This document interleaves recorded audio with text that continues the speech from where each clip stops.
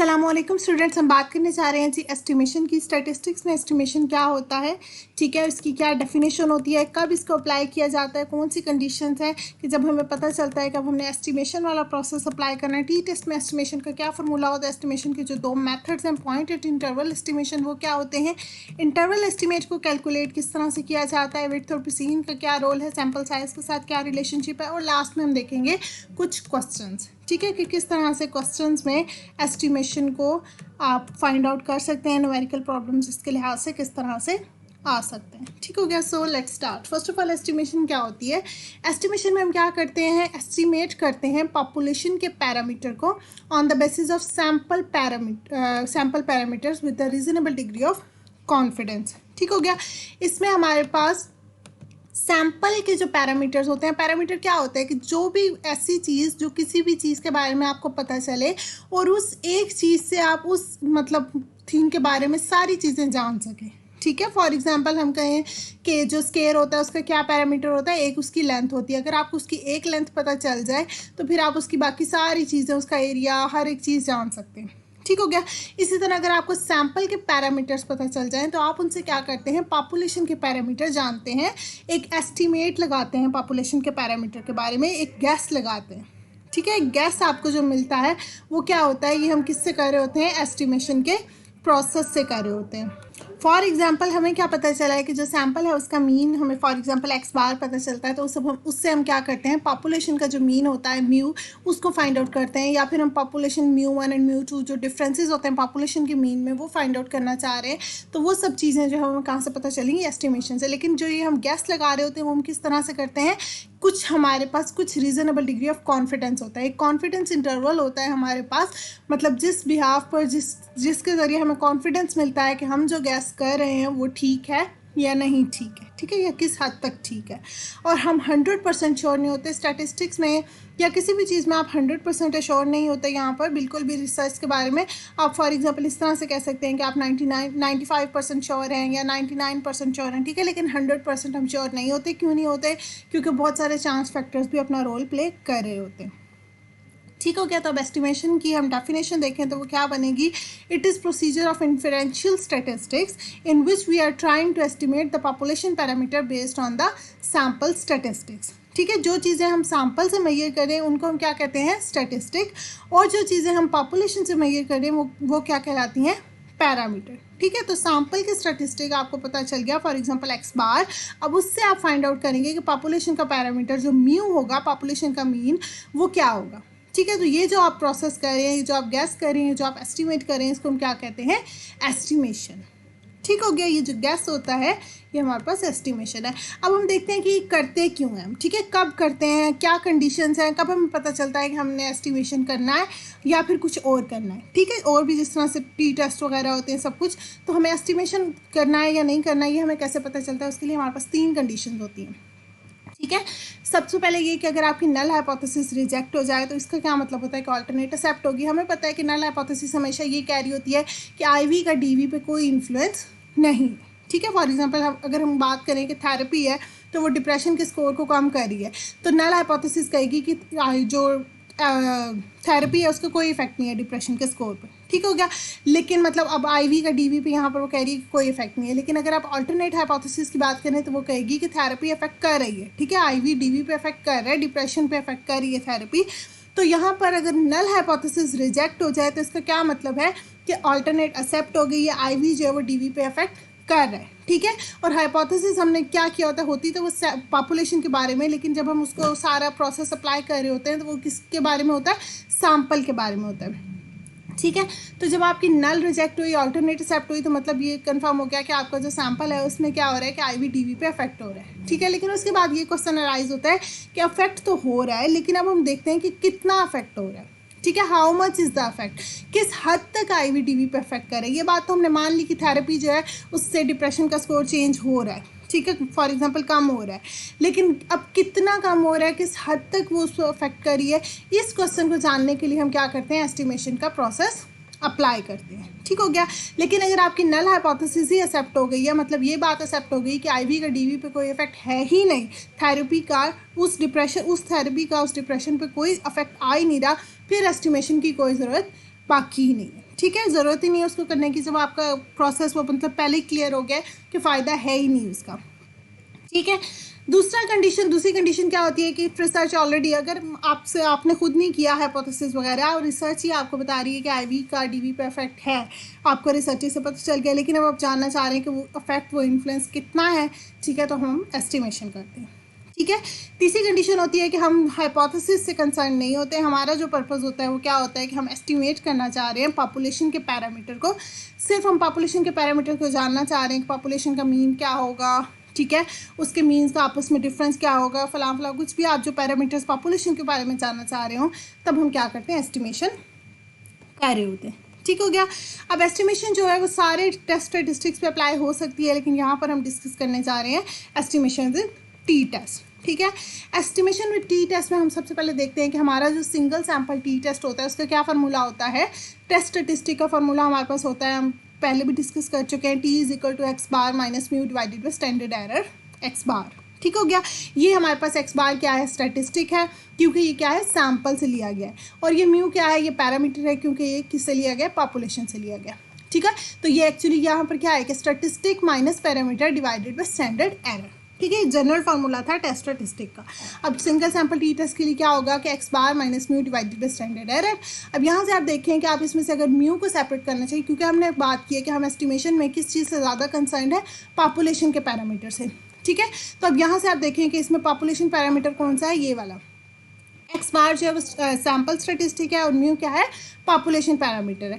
ठीक है, तो हमने म्यू को फाइंड आउट करना है, तो उसके लिए हम म्यू को सेपरेट करते हैं, तो हमारे पास ये फार्मूला बन जाता है। और वो किस तरह से बनता है, फॉर एग्जांपल यहाँ पर आप देखें, यहाँ से स्टैंडर्ड एरर एक्स बार यहाँ पर क्या है, डिवाइड हो रहा है, इधर जाके क्या हो जाएगा, मल्टीप्लाई हो जाएगा, ये इधर आ गया। ठीक है, बाकी इक्वेशन वैसे ही है। अब यहाँ पर आप देखें, ये एक्स बार जो है वो यहाँ पर प्लस है ना, जब किसी के साथ कोई साइन ना हो तो क्या होता है, प्लस होता है। ठीक है, ये यहाँ पर प्लस है, जब आप इसको इस तरफ लेकर आएंगे तो वो क्या होती है, माइनस हो जाएगा। ठीक हो गया। जब कोई चीज़ डिवीजन में होती है तो आप दूसरी तरफ लेके जाए तो वो मल्टीप्लाई हो गई। ठीक है, और जब कोई चीज़ प्लस में होती है तो दूसरी तरफ लेके जाए तो क्या हो गई, माइनस हो गई। ठीक है, तो हमारे पास ये इक्वेशन बन जाएगी। अब आप इसमें से माइनस कॉमन लें तो ये हमारे पास पीछे ये बचेगी स्टैंडर्ड एरर एक्स बार टी। ठीक है, और ये जब माइनस कॉमन लें तो जो चीज़ प्लस होती है वो माइनस हो जाती है। अब यहाँ पर हमने माइनस कॉमन लिया तो ये प्लस था ना, जब इसके साथ कुछ नहीं है तो क्या है, प्लस है, तो पीछे माइनस बन गया। ये माइनस था, जब माइनस कॉमन गया तो यहाँ पर प्लस रह गया। ठीक है, और ये माइनस म्यू। उसके बाद आप देखें ये माइनस और ये माइनस आपस में कैंसिल हो जाएंगे। ठीक है, उसके बाद हमारे पास ये इक्वेशन बचती है। अब आप देखें ये एक्स बार प्लस है ना, ये माइनस, हम इसको इस तरह से भी लिख सकते हैं कि x bar minus T into standard error x bar is equal to mu. ठीक है, अब ये जो खाली माइनस है, अगर आप देखें तो जो प्लस माइनस होते हैं इकट्ठे भी लिखे हो तो प्लस माइनस मिलके क्या बन जाते हैं, माइनस बन जाते हैं। ठीक है, तो अब ये जो खाली माइनस है इसकी जगह पे हम प्लस माइनस भी लिख सकते हैं। ठीक है, तो ये हमारे पास इस तरह से इक्वेशन बन गई। ठीक है, जो कि एग्जैक्टली ये वाली इक्वेशन है। अब ये वाली इक्वेशन हमने फुल यूज़ करनी है हमारे आगे न्यूमेरिकल्स में। डन हो गया। उसके बाद हम बात करते हैं जी, दो मेथड्स हैं एस्टिमेशन के। कौन कौन से मेथड्स हैं, पॉइंट एस्टिमेशन और इंटरवल एस्टिमेट। पॉइंट एस्टिमेट में क्या होता है, हमारे पास एक सिंगल एग्जैक्ट वैल्यू होती है। ठीक है, सिंगल एग्जैक्ट वैल्यू होती है किस चीज़ के बारे में, पॉपुलेशन के पैरामीटर के बारे में। ठीक है, हमारे पास सैम्पल स्टैटिस्टिक की एग्जैक्ट वैल्यू होती है, तो उसी लिहाज से हमारे पास पॉपुलेशन पैरामीटर की भी एक एग्जैक्ट वैल्यू आ जाती है। ठीक है, ये हमें मतलब ज़रूरत नहीं होती है इसको कैलकुलेट करने की, क्योंकि ये दोनों वैल्यूज़ एग्जैक्टली सेम होती है। अगर आपके पास सैम्पल की एग्जैक्ट वैल्यू आ जाएगी पैरामीटर की, तो पॉपुलेशन की भी एग्जैक्टली वही होगी। और मोस्टली हम पॉपुलेशन की मेजर कर ही नहीं सकते, ओवरऑल सारे पॉपुलेशन का आपके लिए मीन निकालना टफ होता है, इसीलिए तो हम सैम्पल से डील कर रहे होते हैं, तो इसलिए इसको इतना ज़्यादा यूज़ नहीं किया जाता है। ठीक है, फॉर एग्जाम्पल आप देखें, अगर हमारे पास कोई सैम्पल है, उसका जो एक्स बार आया, जो मीन आया वो क्या है, 15 है। ठीक है, तो जो पॉइंट एस्टिमेट होगा पॉपुलेशन के मीन का, ठीक है, वो भी 15 ही होगा। ठीक है, अगर आपने मीन जो दो सैम्पल लिए हैं पॉपुलेशन में से और उनका आपने आपस में मीन जो है उनका डिफरेंस देखा तो वो आया 3.15, तो अगर आप उन पॉपुलेशन के दो का भी आपस में मीन देखेंगे, डिफरेंस देखेंगे, तो वो भी यही आएगा एग्जैक्टली। ठीक है, अगर आपका एक्स बार डी 2.5 आया तो म्यू डी भी इतना ही आ गया, एक्स बार 1.9 आया तो जो म्यू है वो भी क्या होगा, 1.9। ठीक है, तो ये दोनों एग्जैक्टली बिल्कुल सेम होते हैं, इसलिए इसकी ये रीज़न है कि इसको कोई कैलकुलेट करने की ज़रूरत नहीं थी, क्योंकि अगर आपका सैम्पल जो है वो रिप्रेजेंटेटिव है पॉपुलेशन का, तो इन दोनों का जो average population average, sample average और पॉपुलेशन एवरेज आपस में क्या होंगे, इक्वल होंगे। ठीक है, बिल्कुल सेम होंगे, इसलिए हम इसको कैलकुलेट नहीं करते। ये वाली जो वैल्यूज़ होती हैं वो सेम होती हैं, जिस तरह अब आप देखें स्टैटिस्टिक और पैरामीटर की वैल्यूज सेम होती हैं, तो इसलिए हम इसको ज़्यादा यूज़ नहीं करते। पॉइंट एस्टिमेशन ज़्यादा नहीं यूज़ होती। जो चीज़ ज़्यादा यूज़ होती है वो कौन सी होती है? Interval estimation. ठीक है, इंटरवल एस्टिमेट में क्या होता है कि हम सिंगल वैल्यू के साथ कंसर्न नहीं होते हैं, हम पूरी मतलब एक रेंज के साथ कंसर्न होते हैं। ठीक है, इसमें एक रेंज ली जाती है, एक अपर लिमिट होती है, एक लोअर लिमिट होती है, जिसके साथ हम डील करते हैं, और हम देख रहे होते हैं कि हमारा जो पॉपुलेशन पैरामीटर है वो उस रेंज में कहीं पर लाई करेगा। ठीक है, इंटरवल से आपको शो हो रहा है कि इसमें एक इंटरवल होगा, एक रेंज होगी। ठीक है, फॉर एग्जांपल आपके पास एक्स बार जो है, आपका जो एक्स वो आया है, सैम्पल का जो मीन आया वो क्या है? 15। ठीक है, और हमारे पास उन्होंने कॉन्फिडेंस इंटरवल दे दिया है 13 to 17। ठीक है, तो अब हमने क्या करना है, ये हमारे पास इंटरवल एस्टिमेट है। अब वो कॉन्फिडेंस इंटरवल हमें ये बता रहा है कि 95% है, ठीक है, या फिर 99% है। सपोज 95% है, तो उसका ये मतलब होगा कि 95% चांसेस हैं कि आपका पॉपुलेशन का जो पैरामीटर है वो क्या है? 13 to 17 के दरमियान में लाए कर रहे हैं। ठीक हो गया। अगर आपको कॉन्फिडेंस इंटरवल 99% दे रहे हैं सपोज, तो फिर उसका क्या मतलब है कि 99% चांसेस हैं कि आपका जो पॉपुलेशन का पैरामीटर है म्यू है, ठीक है, वो किस में एग्जिस्ट कर रहा है? 13 to 17 की रेंज के अंदर अंदर आ रहा है। ठीक है, और 99 से पीछे कितना बचता है? 1 बचता है, तो मतलब 1% ये चांसेस हैं कि 13 to 17 के अंदर एग्जिस्ट नहीं कर रहा है। ठीक है, या फिर अगर 95% की बात करें, तो अगर 95% ये चांसेस हैं कि 13 to 17 के अंदर है, तो पीछे 5% जो चांसेस हैं वो ये हैं कि 13 to 17 के अंदर एग्जिस्ट नहीं कर रहा। और ये जो 5% चांसेस होते हैं इसको हम अल्फ़ा कहते हैं। ठीक है, जो कॉन्फिडेंस इंटरवल निकल गया उससे हट के जितना रह जाता है वो हमारे पास अल्फ़ा होता है। अगर कॉन्फिडेंस इंटरवल 95% है तो अल्फ़ा क्या होगा? 5। ठीक है, अगर कॉन्फिडेंस इंटरवल 99 है तो अल्फ़ा क्या होगा? 1 होगा। ठीक हो गया, या उसको हम फिर 0.5 वो परसेंटेज में आगे बात चली जाती है, लेकिन फिलहाल सिंपल सी बात है कि जितना कॉन्फिडेंस इंटरवल होगा उससे जो रिमेनिंग होगा वो हमारे पास अल्फा होता है। फॉर एग्जांपल यहाँ पर 13 to 17 है, तो लोअर लिमिट क्या है? 13 है। ठीक है, और अपर लिमिट क्या है? 17 है म्यू की। ये हमारे पास म्यू का आंसर आ जाएगा। तो मतलब म्यू का जो भी आंसर है वो इन दोनों के दरमियान में कहीं पर एग्जिस्ट कर रहा है। हम एग्जैक्टली वैल्यू को नहीं जानते हैं। ठीक है, क्योंकि हम इंटरवल के साथ डील करें। जब हमें एग्जैक्टली वैल्यू पता होगी तो वो हमारे पास क्या होती है? पॉइंट एस्टिमेट होती है, जिसमें आपको एग्जैक्ट वैल्यू पता होती है। ठीक हो गया। उसके बाद हम देखते हैं कि जो अब ये इंटरवल एस्टिमेट जो है यही ज़्यादातर यूज़ किया जाता है। अब हम देखते हैं कि ये जो इंटरवल एस्टिमेट होता है इसको कैलकुलेट किस तरह से किया जाता है। तो सिंगल सैम्पल टी टेस्ट का आपको पता है फार्मूला हमारे पास, हम ऊपर डिराइव कर चुके हैं। यहाँ पर ये फार्मूला था सिंगल सैम्पल टी टेस्ट का, तो उससे हमने यहाँ पर म्यू का फार्मूला डिराइव किया। ठीक है, तो वो हमारे पास अब ये फार्मूला बन गया। अब आप देखें ये प्लस और माइनस है। ठीक है, सेंटर में हम वो देख चुके हैं कि हमने प्लस और माइनस क्यों लगाया। ठीक है, एक दफ़ा अब हम क्या करेंगे, इसको प्लस करेंगे, ये एक दफ़ा हम प्लस करेंगे। ठीक है, T into standard error x bar, इसको हम एक दफ़ा एक्स बार में प्लस करेंगे और एक दफ़ा हम इसको माइनस करेंगे। जब आप इसको प्लस करेंगे तो इसका जो आंसर आएगा वो हमारे पास क्या होगी? Upper limit. ठीक है, अपर लिमिट। उसके बाद जो यहाँ पर जो माइनस करेंगे तो वो हमारे पास जो आंसर आएगा वो क्या होगा? लोअर लिमिट होगा। ठीक है, हमारे आंसर की। अब माइनस जो है वो हमें माइनस कर रहे हैं ना हम, तो माइनस हमें क्या दे रहा है? लोअर लिमिट दे रहा है, और प्लस करने से हमें क्या मिलेगा? अपर लिमिट मिलेगी। ठीक हो गया। उसके बाद अगर हम, ये हमारे पास क्या था? सिंगल सैम्पल टी टेस्ट में था। उसके बाद अगर इंडिपेंडेंट सैम्पल टी टेस्ट की बात करें तो उसका हमारे पास टी का क्या फार्मूला होता है? क्योंकि इंडिपेंडेंट सैम्पल में क्या होता है, हमारे पास सैम्पल जो है वो ज़्यादा होते हैं। ठीक है, फॉर एग्जांपल 2 है तो इसमें x1 हमारे पास 2 होंगे, तो x1 और x2 और म्यू1 और म्यू2। ठीक है, सैम्पल भी 2 और पॉपुलेशन के भी मीन 2, तो उसके लिए हमारे पास फार्मूला होता है x1 माइनस x2 बार। ठीक है, minus mu one minus mu two bar divided by standard error x1 minus x2 bar. ठीक हो गया। अब इसमें से भी आप म्यू1 और म्यू2 को सेपरेट कर सकते हैं एग्जैक्टली उसी तरह से जिस तरह से हमने ऊपर किया था। ठीक है, इसमें बिल्कुल वैसे ही, उसमें भी देखें एक्स बार था ना, यहाँ पर ये रहा X bar plus minus T into standard error. ठीक हो गया, तो इसमें भी हमारे पास क्या होगा कि ये देखें आप, ये एक्स बार ओवरऑल, ठीक है, plus minus T into standard error. ठीक है, तो 2 सैम्पल्स हैं यहाँ पर, 2 पॉपुलेशन है, तो इसलिए हमने एक्स भी जो है वो भी 2 दफ़ा ले लिया और म्यू भी जो 2 दफ़ा ले लिया, क्योंकि हम क्या करें, उन दोनों का डिफरेंस आपस में देखेंगे। ठीक हो गया। उसके बाद अगर हम पेयर्ड सैम्पल टी टेस्ट की बात करें तो उसका हमारे पास टी का ये फार्मूला होता है।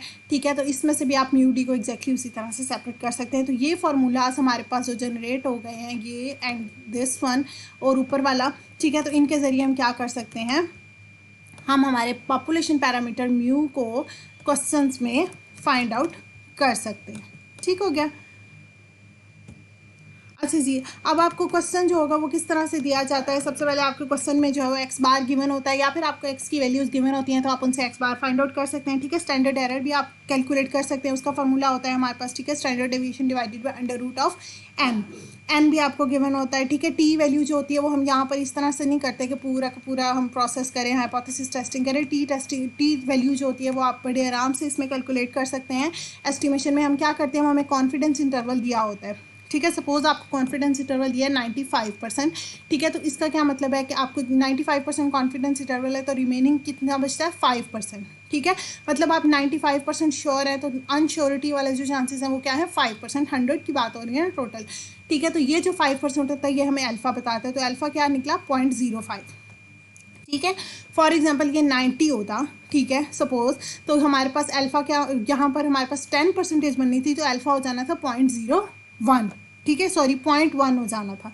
ठीक हो गया, 10 हो जाना था ना तो 0.1। अब ये 5% है तो 0.05। ठीक हो गया। उसके बाद एस्टिमेशन में जो अल्फा होता है वो हमेशा 2 टेल्ड होता है। इसमें 1 टेल वाली बात बिल्कुल ख़त्म हो जाती है, सिर्फ 2 टेल के साथ ही हम डील करते हैं और डीएफ हम इसमें कैलकुलेट करते हैं। ठीक है, अब ये जो अल्फा की वैल्यू होती है, डीएफ का फॉर्मूला होता है ना हर किसी के लिए n-1 या फिर कुछ और भी हो सकते हैं, तो अल्फा की वैल्यू भी हमें मिल गई। उसके बाद हम डीएफ भी कैलकुलेट कर लेते हैं और दूसरी बात ये हमेशा 2 टेल्ड होता है। इन 3 चीज़ों से हम क्या करते हैं, हमारे टी टेबल में जाके क्रिटिकल वैल्यू देखते हैं। ठीक है, यहाँ पर आप देखें ये टी टेबल होता है, इसमें हम 2 टेल वाला कॉलम हमेशा देखेंगे। ठीक है, जब आप एस्टिमेशन के साथ डील करेंगे, डीएफ की वैल्यूज़ हमें दी हुई होती हैं और यहाँ पे हमें सपोज़ ये क्रिटिकल वैल्यू आ गई, तो ये जो क्रिटिकल वैल्यू यहाँ पर आती है यही हमारे टी की वैल्यू होती है।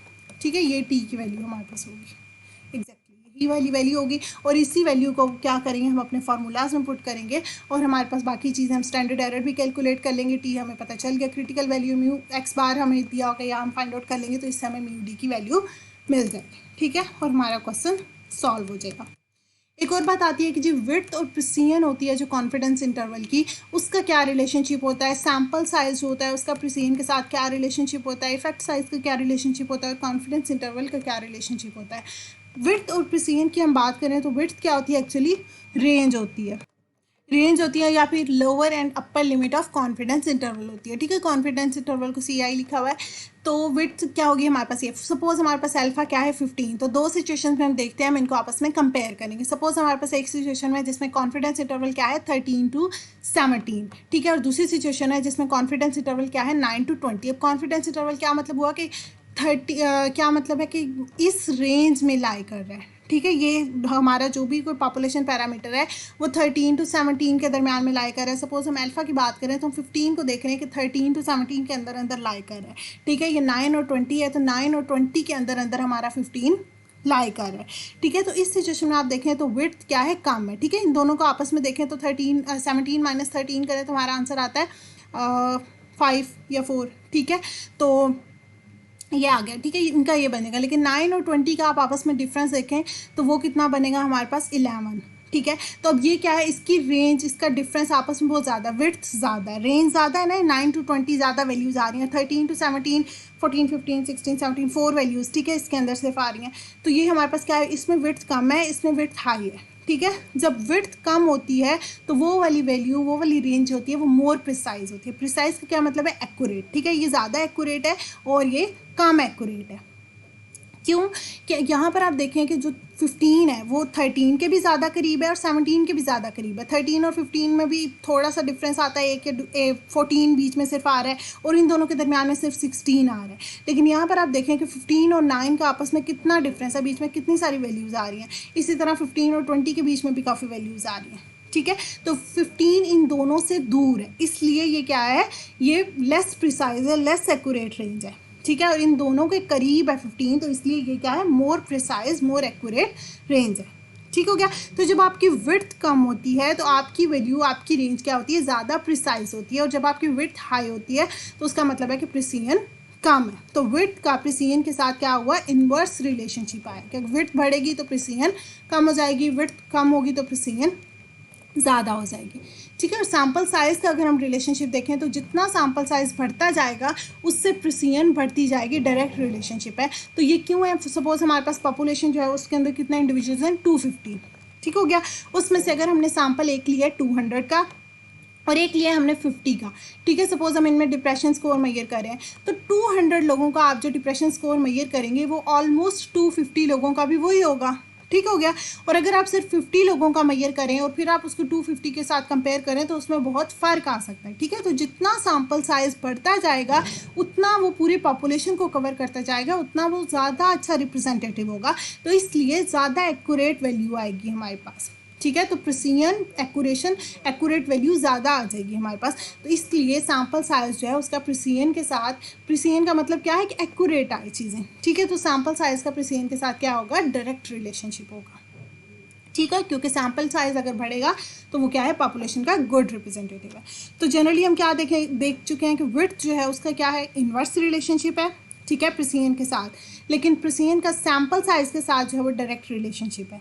इसलिए अब हम कह सकते हैं कि विड्थ और सैम्पल साइज का भी आपस में क्या है, इन्वर्स रिलेशनशिप है। विड्थ अगर बढ़ेगी तो मतलब है सैम्पल साइज कम हो रहा है, अगर सैम्पल साइज जो है वो बढ़ रहा है तो उससे विड्थ कम हो जाएगी, ठीक है। और इफेक्ट साइज जो है उसका प्रिसीजन के साथ डायरेक्ट रिलेशनशिप है। अगर आपका इफेक्ट साइज बढ़ता जा रहा है तो आपकी वैल्यू, आपकी रेंज है वो ज़्यादा एक्यूरेट है, ज़्यादा प्रिसाइज है, ठीक है।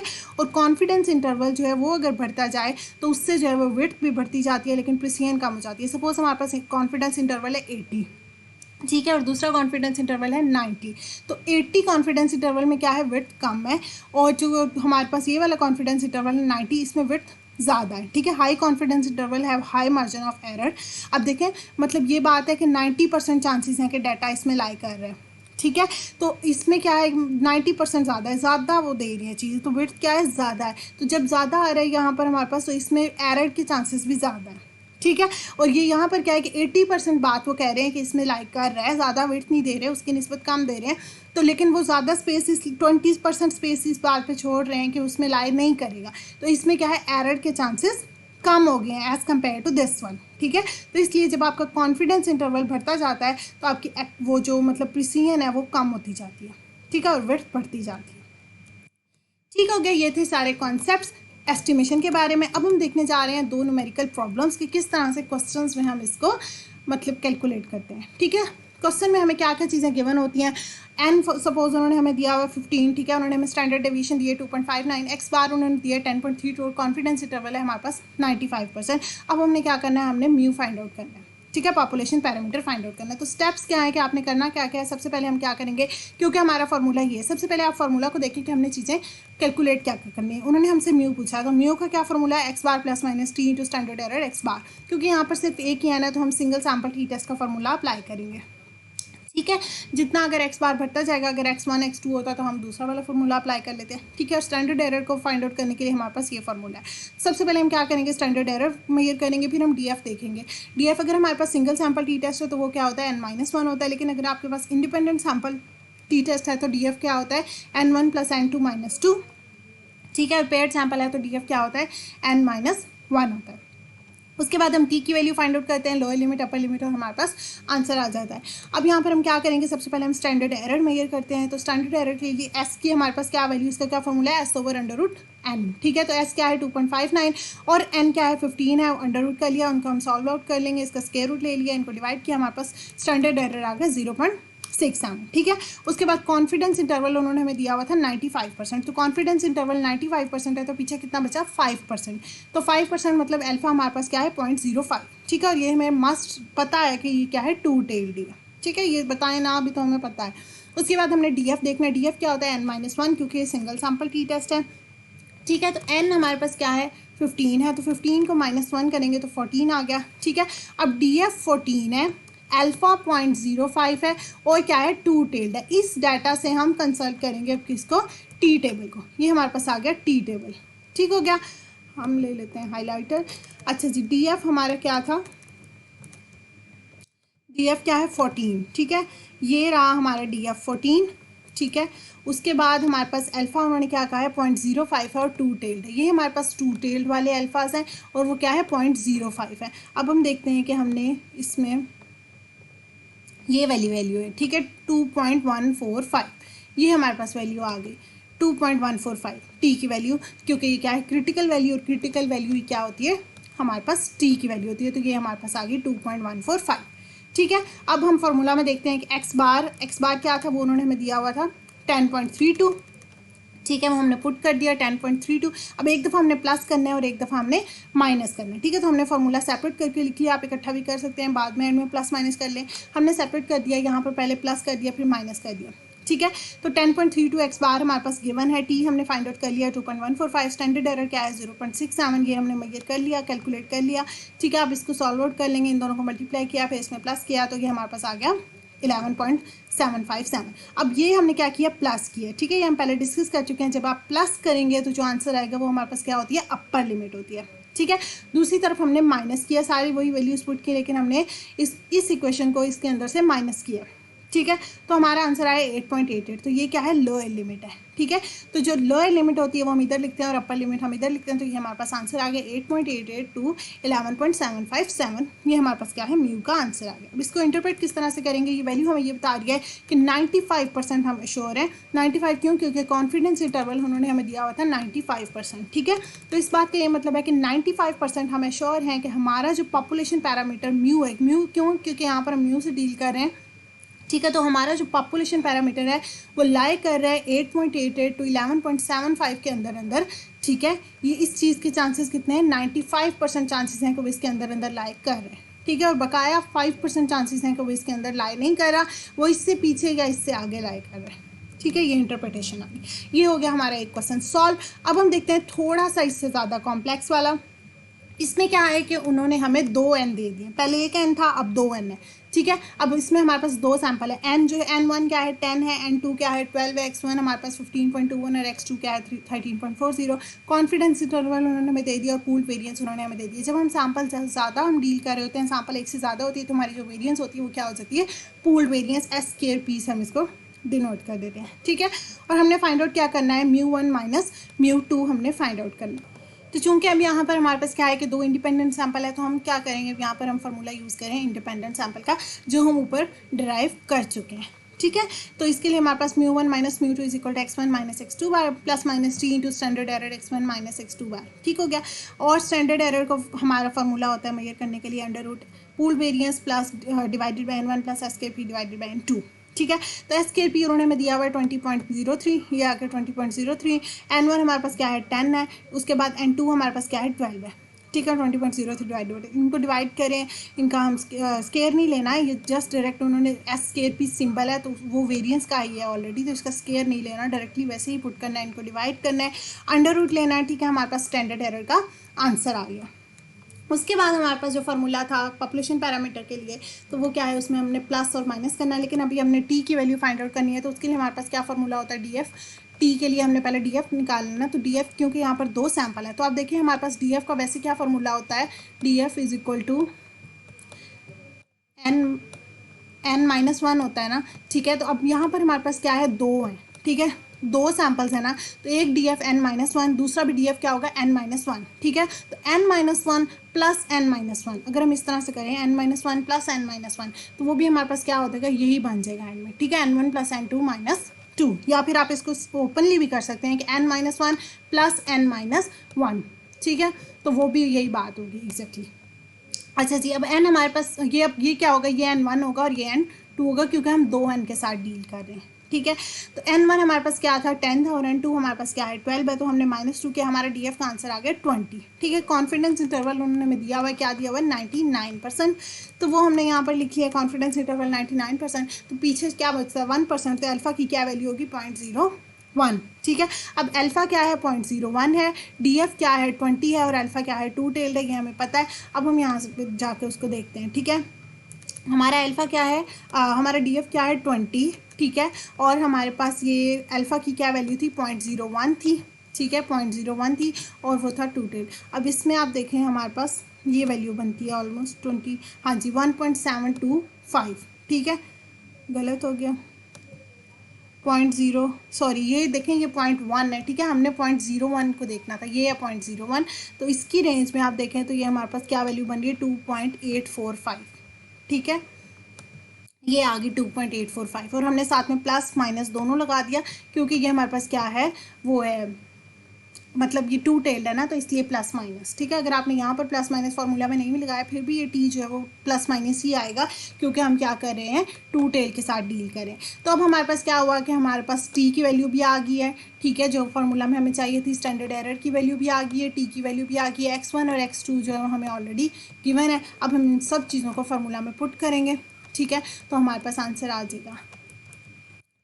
अब हमारे पास x1 15.21 गिवन था, x2 13.40 गिवन था, t की वैल्यू हमने फाइंड आउट कर ली 2.845, प्लस माइनस हमने लगा दिया। स्टैंडर्ड एरर की वैल्यू हमने फाइंड आउट कर ली 1.916, ठीक है। तो इसको आपने कैलकुलेट किया तो हमारे पास अब एक दफ़ा प्लस करना है और एक दफ़ा माइनस करना है, तो यहाँ पर हमने इन दोनों को प्लस कर लिया और फिर हमने इन दोनों को माइनस कर लिया। आप इनको स्टार्टली भी सेपरेट कर सकते हैं, यहाँ पर ये बड़ी क्वेश्चन थी तो हमने पहले इनको कर लिया, इसको भी सॉल्व कर लिया। अब ये दोनों हम आपस में प्लस और एक दफ़ा माइनस करेंगे तो ये हमारे पास रेंज आ गई, ठीक है। अब ये क्या है, प्लस किया था ना, तो प्लस करने से क्या आती है, अपर लिमिट आती है, और जब आपने माइनस किया है तो माइनस करने से क्या आती है, लोअर लिमिट आती है, ठीक हो गया। तो ये हमारे पास अपर लोअर लिमिट आ गई होगी, अपर लिमिट, ये lower limit to upper limit. Interpretation क्या है कि हम 99% एश्योर हैं, क्यों, क्योंकि हमारा कॉन्फिडेंस इंटरवल 99 था, तो 99% हम एश्योर हैं कि हमारे जो पॉपुलेशन पैरामीटर है म्यू वो क्या कर रहे हैं, लाई कर रहे हैं -3.64 से लेकर 7.26 के दरमियान में लाई कर रहे हैं। और 1% जो कि इस 99 से पीछे क्या बचता है, 1%, तो 1% चांस है कि म्यू जो है इसके अंदर लाए नहीं कर रहा, ठीक है। एक और चीज़ जो हमें इस आंसर से पता चलती है, तो अगर आप देखें कि -3.64 इसके आगे यहाँ पर जाके आता है प्लस, तो ज़ीरो होता है सेंटर में, इधर प्लस वाली वैल्यूज़ होती हैं तो इधर माइनस वाली वैल्यूज़ होती हैं, ठीक हो गया। तो इससे हमें ये पता चला है कि इस रेंज में कहीं पर सेंटर में ज़ीरो की वैल्यू भी आ रही है, ठीक है। तो ये भी चांसेस हैं कि हमारा जो पॉपुलेशन का मीन है वो ज़ीरो, ठीक है।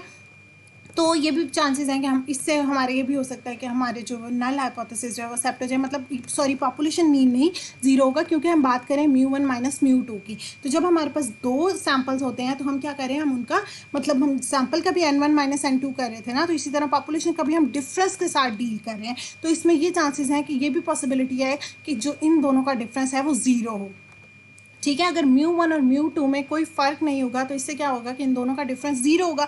और अगर μ1 और μ2 में कोई फ़र्क ना हो और वो इक्वल हो, तो ये बात कौन कहता है, नल हाइपोथेसिस कहती है कि μ1 और μ2 में कोई डिफरेंस नहीं है, μ1 माइनस μ2 क्या है, इक्वल टू ज़ीरो है, ठीक है।